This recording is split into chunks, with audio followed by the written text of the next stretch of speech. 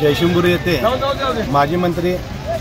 आणि विद्यमान आमदार राजेंद्रजी पाटील यड्रावकर साहेब व या ठिकाणी माजी नगराध्यक्ष संजय पाटील यड्रावकर साहेब यांच्या प्रयत्नातून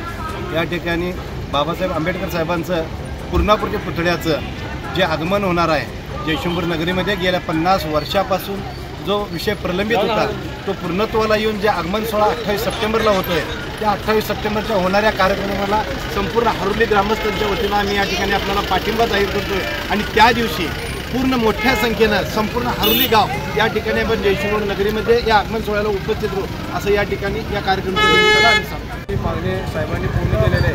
त्याबद्दल मी सरपंच म्हणून साहेबांचं